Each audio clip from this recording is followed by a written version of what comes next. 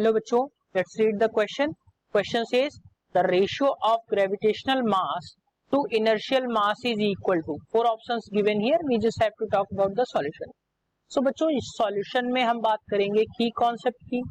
सो सबसे पहले हमें ये जानना जरूरी है कि इनर्शियल मास और ग्रेविटेशनल मास होता क्या है. अगर हम बच्चों न्यूटन के सेकेंड लॉ ऑफ मोशन की बात करें तो F इज इक्वल टू हमें ma मिलता है. इस तरीके से जो हमें m की वैल्यू मिलेगी वो मिलेगी F बाई ए.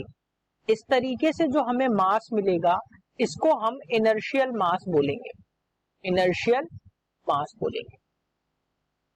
लेकिन बच्चों अगर मैं बात करूं न्यूटन के जो है ग्रेविटेशनल लॉ के अकॉर्डिंग, तो ग्रेविटेशनल लॉ क्या होता है, F इज इक्वल टू होता है G capital G small m capital M by r square.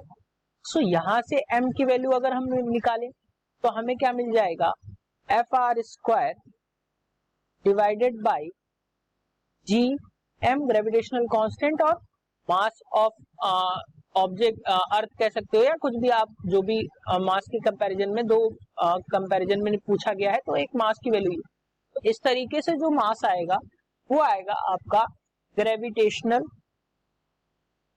Gravitational मास.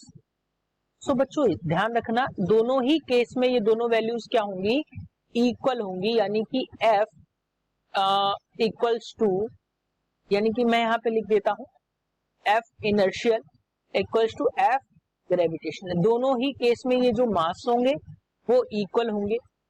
सो बच्चों यहां से जो मैं सॉरी ये F नहीं है, मैं यहां पे लिख देता हूं मास इनर्शियल और मास ग्रेविटेशनल. यानी कि अगर मैं इनर्शियल और ग्रेविटेशनल मास का जो रिलेशन निकालूं, रेशियो निकालूं, वो हमें क्या मिल जाएगा बच्चों, 1. तो इन दोनों का रेशियो क्या होता है, 1. So option 3 is the correct answer for this question.